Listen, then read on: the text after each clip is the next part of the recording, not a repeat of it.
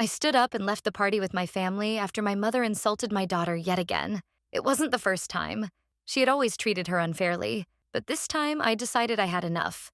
I cut off all contact with my mother because my family and my child's well-being are more important to me. I ruined my mom's birthday. At least that's what she thinks.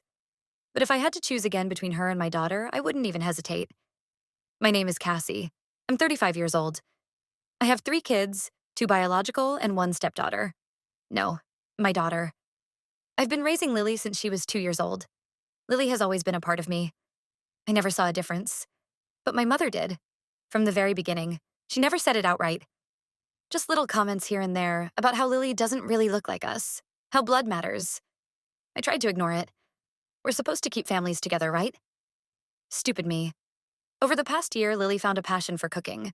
She asked if she could bring her own dishes to our family gatherings.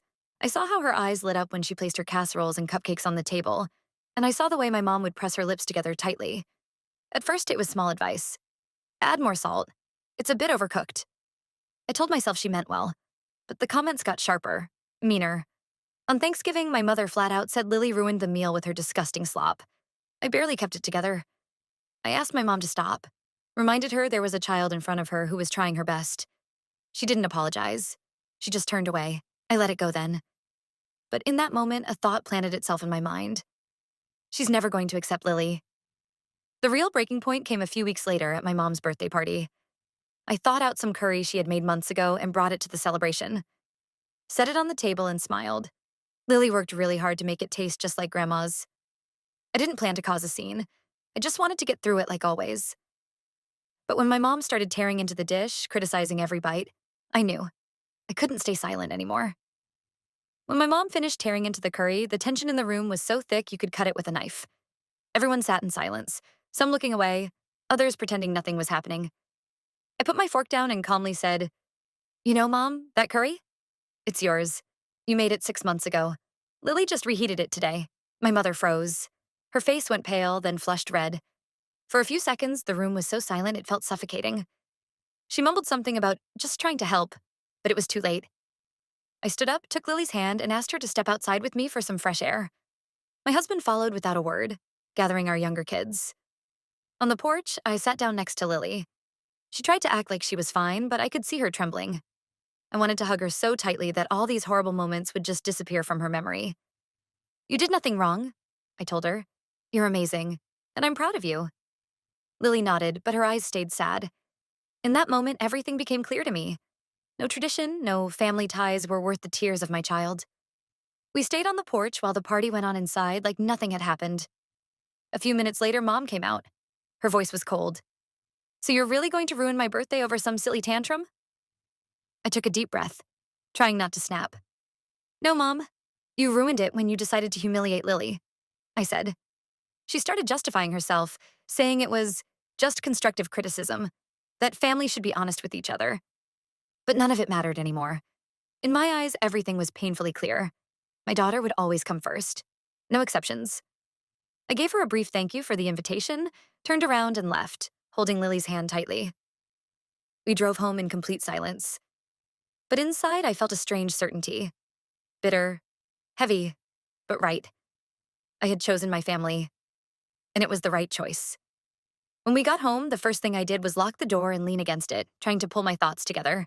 Lily stayed close to the younger kids, silent. My husband took off his jacket, walked over, and grabbed my hand.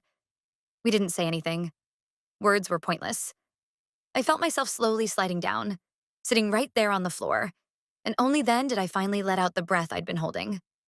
The next day, my mom posted on social media, painting herself as the victim, how her ungrateful daughter ruined her birthday and disrespected her in front of the whole family for a child who isn't even hers. She didn't mention what she had said about Lily. She didn't tell them she had started it. Comments flooded in. Relatives who had smiled at me at every gathering now sent hearts and support under her posts, calling her strong and gracious. Some sent me private messages, blaming me for causing family drama. I didn't respond. I read them with a strange calm, as if overnight all the lies had been washed away. The true faces of people who only loved you when it was convenient, not when it mattered. My husband squeezed my hand tightly as I scrolled. He said, "We don't need a family that doesn't love our kids." His words anchored me. I didn't doubt myself anymore. Last night, on that porch, I chose my family. And I was choosing them again now. It hurt. Not like a sharp wound, but like a slow, heavy tearing away of something I once believed was permanent. I thought of childhood Christmases, the smell of my mom's pies, the laughter. I realize now it was beautiful only in memory.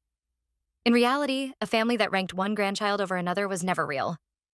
I spent the evening glued to my kids. We watched cartoons, ate pizza, laughed at silly jokes. Lily smiled, but I caught the shadow in her eyes, the fear of being the cause of a split. I made a vow to myself. She would never feel that way again. I would prove to her that she was the heart of our home, not an outsider, even if the rest of the world refused to see it. 2 days after the argument, my mom called. I stared at the screen, feeling everything inside me tighten. I answered. Her voice was cold, sharp. No mask of politeness this time. She got straight to the point. She demanded an apology. For embarrassing her in front of the family, for humiliating her at her own birthday party. You chose someone else's child over your own mother, she said. I listened quietly, letting her speak. It was strange. Once her words would have crushed me, but not now. When she finally fell silent, I said, calmly and clearly, Lily is not someone else's child. She's my daughter. And if you can't accept her, then you're not part of our family. She gasped like I had slapped her. Then came the flood of accusations. That my husband brainwashed me, that Lily would never replace real children, that I destroyed the whole family. I listened, feeling the old ties tearing apart. Ties I had clung to for far too long. Eventually, I hung up. No shouting, no tears. I just ended the call. That night, I turned off my phone. I didn't want to know who else had decided to throw stones at me. I just wanted to be home, with the people who truly were my family. My husband sat next to me on the couch. Lily curled up under a blanket, leaning against my side. The younger kids were building a fort out of pillows. I watched them and knew deep down, I had made the right choice. Family isn't about blood. It's about love without conditions. The next day, I sent my mother a short message. No emotion. No explanation. We will no longer attend family events. Please respect our decision. She didn't reply, and that was its own kind of answer. For the first time in a long time, I felt quiet inside. It hurt, but it was honest. No more illusions, no more pretending. Just my family, my reality. And it was enough. A few weeks passed. The phone stopped buzzing. The social media drama died down as quickly as it had flared up. Life grew quieter, calmer. Sometimes it felt like I could hear my own breathing in this new kind of silence. Lily struggled. I could see it, even when she tried to hide it. One night, as I tucked her into bed, she whispered, maybe if I cooked better, things would have been different. I sat down on the edge of her bed and took her hand. It was never about you, I said. And it never will be. You are perfect exactly the way you are. Lily sniffled and buried herself against me. I felt my heart break a little, and heal at the same time. We had gone through this storm together, and we were stronger because of it. My husband suggested we throw a small family party at home. Just us. Only the ones who truly loved each other. We bought balloons, ordered a cake, decorated the living room ourselves. The kids laughed, ran around, sang silly songs. Lily baked her signature cookies. I watched her beam as we all praised her in unison. In this house, no one nitpicked. No one played judge. Only love lived here. Sometimes memories still crept in. Old holidays, old smells, old voices that now felt foreign. It would be a lie to say it didn't hurt. But that pain no longer ruled my life. I looked at my kids, my husband, this small fortress of warmth and support, and I knew I had made the right choice. I wasn't going to keep building bridges over cracks others refused to even acknowledge. I chose my family, the one we built with love, not blood. And if that made me a traitor in someone's eyes, so be it. I no longer needed to explain myself. Quietly, I thanked the version of myself who had once been too afraid to lose love. Because now I knew, real love doesn't need to be proven. It simply exists,